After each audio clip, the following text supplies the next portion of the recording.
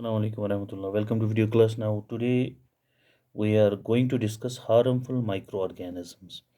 It's lecture number third from chapter Microorganisms, Friend and Foe, and today's topic is harmful microorganisms. As we know, microorganisms are useful for us. Now, in the same way, microorganisms are harmful in many ways. And let's study the following harmful effects. Number one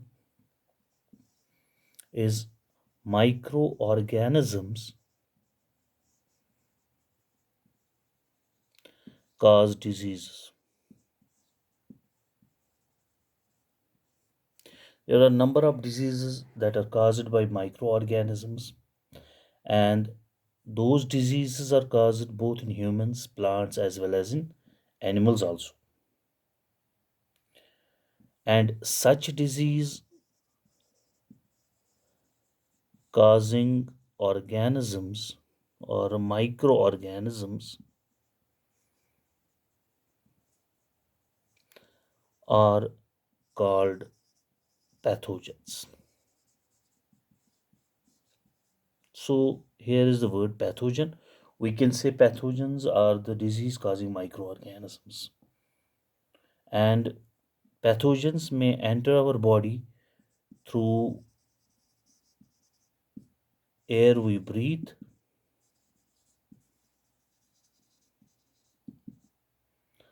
the water we drink,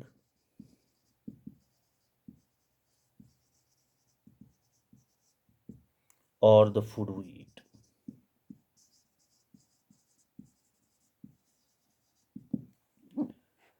Even they can also transmit by direct contact. They can also transmit disease by direct contact with an infected person, with an infected person, or we can say they can carry disease through vectors, and those vectors may be animals or insects also. So, as far as the microorganisms concerned, as we say, their harmful effects, that means their main harmful effects of microorganisms, they cause disease. And as far as the microbial disease is concerned, microbial diseases that can spread from an infected person to healthy person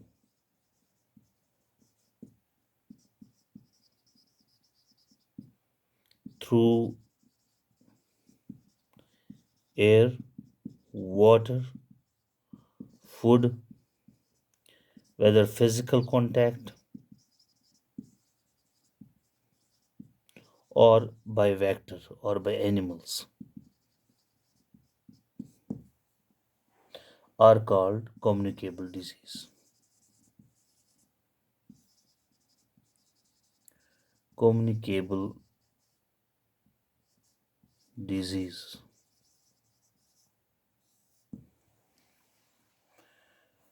So these are called the microbial diseases, and microbial disease can spread through water, air, food, or through physical contact, or we can say through vector also. Now let us discuss in detail the various ways by which communicable diseases spread. Number first is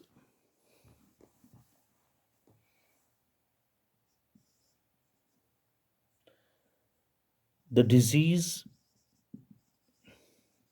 that spread through air.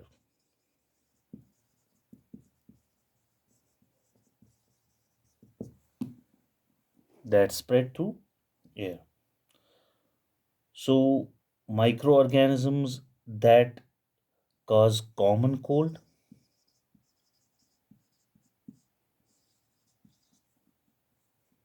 number second, tuberculosis. Number third, pneumonia, etc. These diseases spread through air we breathe. Now, how they spread this? For example, when a person suffering from common cold sneezes or coughs, fine droplets of moisture carrying germs are released in the air. And when a healthy person breathes such air, the germs enter his body. The germs enter his body or her body and infect the person. So, the best way to protect ourselves from such disease which can spread through air, we should keep our hand or handkerchief on our mouth and nose while coughing and sneezing, so that other persons will also remain protected from us and we also will get protected from such disease. So second disease, communicable disease, is that can spread, that is through water. The water we drink, it may be also the second reason of spreading of disease. And the diseases that spread through water are: number one, it is cholera.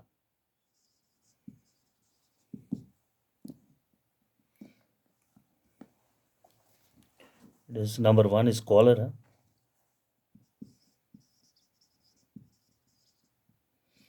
In the same way, typhoid,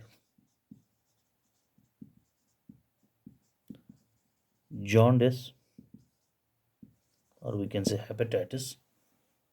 So the cholera causing microbes enter a healthy person through the water, through the water. And in the same way, and in fact, in the same, after floods, as we usually know, after floods or any other natural calamity, whenever it takes place, and we are always advised to drink boiled water, because many disease causing microorganisms are present in the water at that time. So boiling of water kills those microorganisms. Second important means of spread of diseases, that is those diseases that spread through food.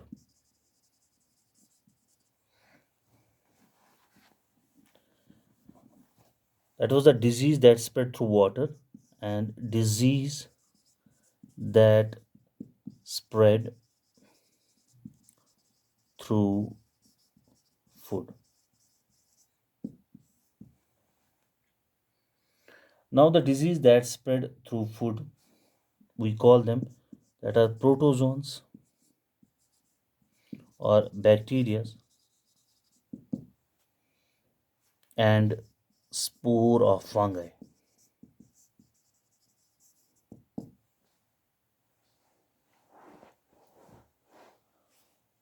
present in the soil.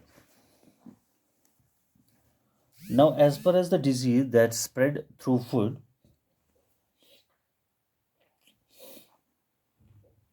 such diseases are called the protozoan disease or the fungal diseases, and those are present in the soil and from where they enter our food. So, therefore, we are always advised to wash fruits as well as vegetables after bringing them from the market. Next means of spread of disease is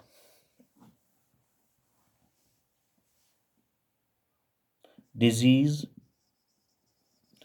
that spread through insects and animals.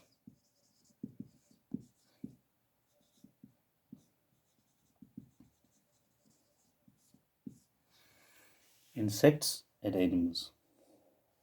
There are some insects and animals which act as carriers.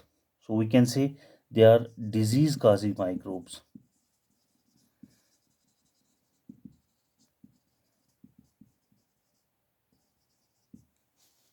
and these animals and insects are called vectors. Whether insect or animal, these are called the vectors. So we can say vectors are the carriers of microbes, or vectors carry the disease causing microbes from an infected person to a healthy person and cause disease. Some of the vectors are mainly the most harmful vector is number one is housefly, and number second is mosquito.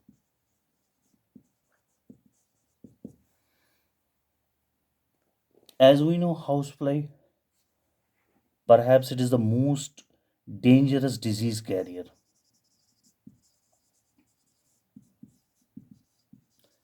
Disease carrier.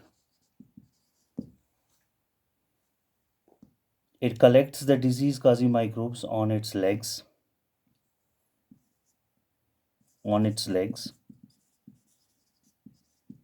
and mouth parts.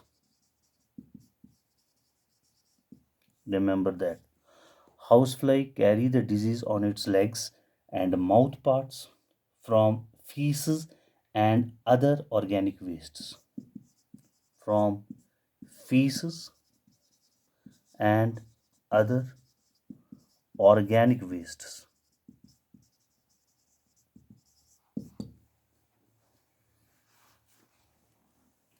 Feces and organic waste. The same housefly, when sits on our exposed food items, leaves the disease causing microbes on the food, and when we consume such food, we get infected. So, various diseases that are caused by housefly, especially, are cholera, typhoid, dysentery, and tuberculosis. Because these diseases are caused through contaminated food and water.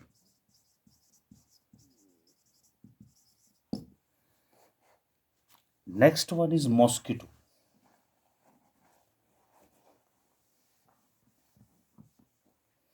As we all know,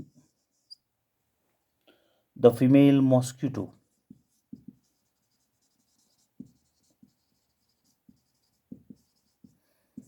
Anopheles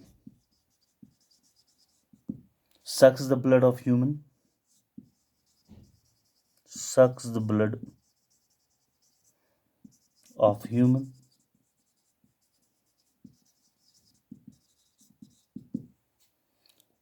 the female mosquito Anopheles sucks the blood of human beings.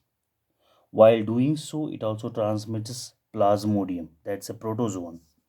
It transmits plasmodium, which is a protozoan. Remember that. Into the human body, plasmodium causes malaria. And this plasmodium, which is transmitted by female mosquito, plasmodium, which is transmitted by female mosquito, is called causes malaria.